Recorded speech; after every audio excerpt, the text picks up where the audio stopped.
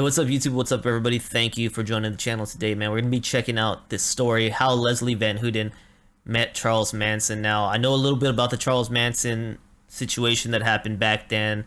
You know, this kind of whole hippie movement. They got pulled in, did some drugs, and he, seemed like a little god to these guys, a little deity, and they wanted to obey his every word, and he convinced some people to commit some killings, some heinous crimes, to my understanding. So we're going to be checking out this one. I wanted to see, how did she meet him? What was how was she involved in all of this? I know that they ended up killing Sharon Tate, and I don't know, I think there was another killing. I don't know which one she's associated with, but let's go ahead and dive into the story, see what's happening here on this one.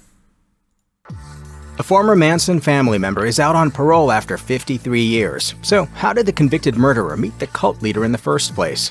On the second night of the Manson family's rampage across Los Angeles, Charles Manson and 5 of his followers, including a teenager named Leslie Van Houten, were looking for more victims. Van Houten had met Manson in the fall of 1968 through 2 of his followers who called him Christ-like. On the first night of the rampage, Susan Atkins, Tex Watson, Patricia Krenwinkel, and Linda Kasabian, all in their teens or 20s, broke into a Beverly Hills home and massacred 5 people. One of the victims was actress Sharon Tate, 8 months pregnant with a baby of the film director Roman Polanski. 8 months pregnant as well, man. She's beautiful, man. Sharon Tate was beautiful, Lord. Man, they killed her, and she was 8 months pregnant with a baby. That's just crazy. I don't understand people in this world that look up to average other people like they're deities and godlike, Christ, like they said. I haven't ever understood the fascination that somebody feels when they look up to somebody as their superior, as, oh my God, I am honored to be like in your presence. Like, I just don't get it. Like, I have people who I idolize, who I love, who I appreciate at the highest standard, but I won't ever feel shooken and just like, I can be honored to be in your presence, but don't ever ask me to do anything crazy for you. I don't care who you are in the world. I won't do it. Like, I'm just not gullible like that. I don't understand people who are so fragile minded. And maybe sometimes it's born through like trauma. They really desire acceptance, and they need somebody to tell them that everything's cool and that it builds you up. And once they build you up, they have you in their hand and you'll do anything for them. I don't get it, man. I just don't get it. But apparently it happened all the time, and I assume under the influence of drugs, man, it can be that much more powerful and more impactful for you to follow somebody's command, I guess. Let's go ahead and keep this going. Sharon Tate, 8 months pregnant with a baby of the film director Roman Polanski.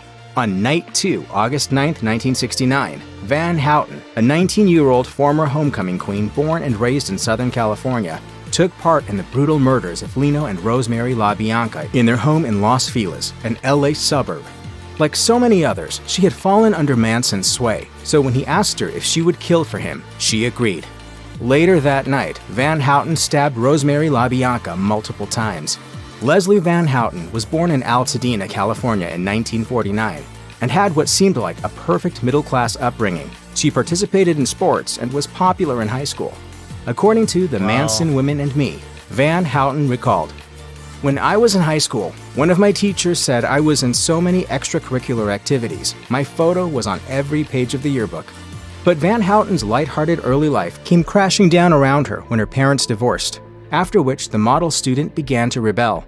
Van Houten experimented with drugs and briefly... Okay, let's cut that back a little bit. So I want to, when did her parents divorce? Came crashing down around her when her parents divorced, after which the model student began to rebel. Van Houten experimented with drugs and briefly ran away to San Francisco with her boyfriend when she was 17.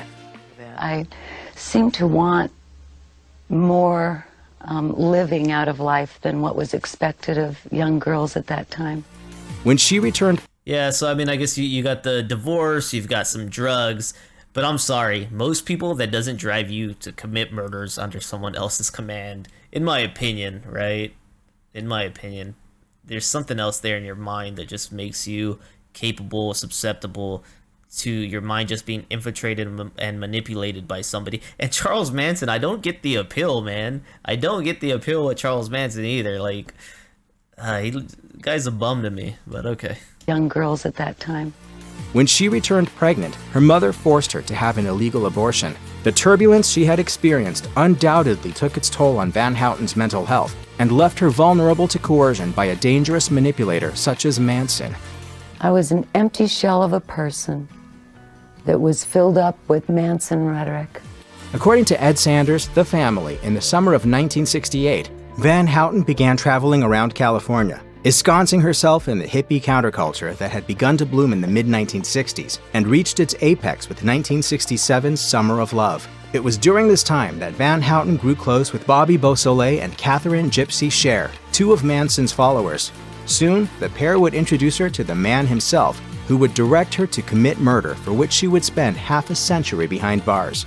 Manson was a petty criminal and con man who used his charisma and romantic hippie image, as well as mind-altering drugs such as LSD, to convince young, disaffected people like Van Houten to become his sexual partners, followers, and servants. Yeah, charisma goes a long way. It really does go a long way for some people to be swayed into following your lead. I mean, I think we've all went through high school, and you can have very charismatic people who maybe don't have everything else going for them, but your charisma can really sway people and pull people into you. And once those kind of people are just pulled into you, who they're willing to do things that you ask for, I guess. So I don't know. I'm not relatable to that. I tend to really stay to myself rather than join big groups of people. But I guess when you have big groups of people, you sometimes have a spearhead, a leader, and that people are influenced by. Typically, I would assume. So he was that guy. I mean, he had the right things to say. He could make you believe things. And to become his sexual partners, followers, and servants. Van Houten was enraptured by Manson on their first meeting and was especially charmed by his guitar playing. Like other members of the so-called Manson family, Van Houten became convinced that Manson was a reincarnation of Jesus Christ, capable of miracles. She was soon living with the cult at an abandoned movie set called Spawn Ranch. At the ranch, Manson's preaching began to take on violent overtones, including his visions of a coming race war. According to Charles Manson, the man who murdered the 60s, Van Houten later recalled, "All we did was listen to the Beatles' White Album and read Revelations." It was from that 1968 classic that Manson took the name Helter Skelter for the upcoming race war he supposedly prophesied. That next summer there would be this big revolution and that the chosen people would live in a hole in the middle of the desert. While she didn't participate in the first...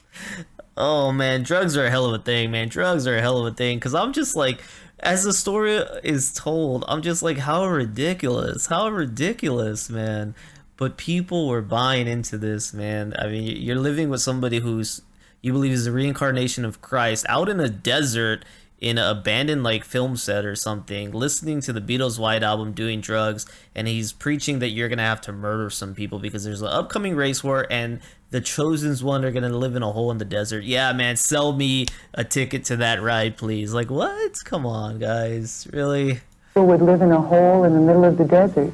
While she didn't participate in the first night of the Manson murders, Van Houten was more than willing to go out on August 9th to target the La Biancas. The couple was reportedly unknown to Manson's cult, and their home was targeted at random after some of its members had attended a nearby party. After Manson and Tex Watson tied up the La Biancas, Manson ordered the women to kill them. Van Houten stabbed Rosemary 14 to 16 times, saying she felt but didn't know for sure that she had already died from bayonet wounds inflicted by Watson, according to court documents.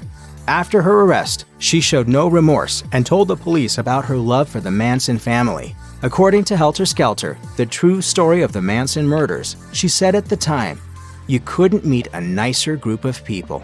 However, decades on, Van Houten revealed herself to be a model prisoner.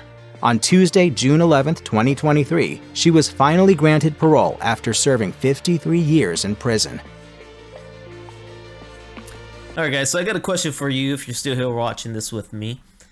For her case, do you think she did too much time for what she did in these crimes? She assumed the person was already dead, followed the orders, and stabbed 14 to 16 times a person who she is saying she had already believed to be dead.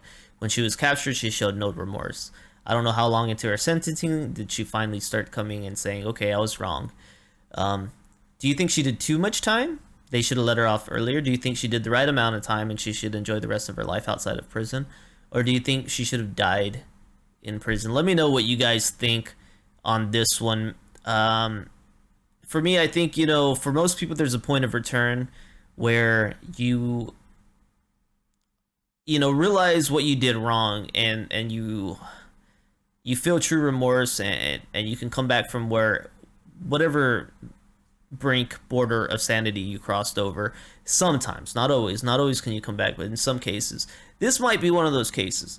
But what I'm worried about is when you're the family members of those that got murdered, how are you gonna feel that this person is getting released? Yeah, it's been 53 years. Is that enough time? Should they have died in prison just the way they showed no remorse when they killed your relatives? I don't know. Let me know what you guys think on that one, man. Thank you for tuning in. Hopefully you guys like this kind of content. I'll be producing more content like this, so if you enjoy it, please don't forget to like, subscribe, leave me a comment, and I'll check you guys out on the next one, okay? Peace.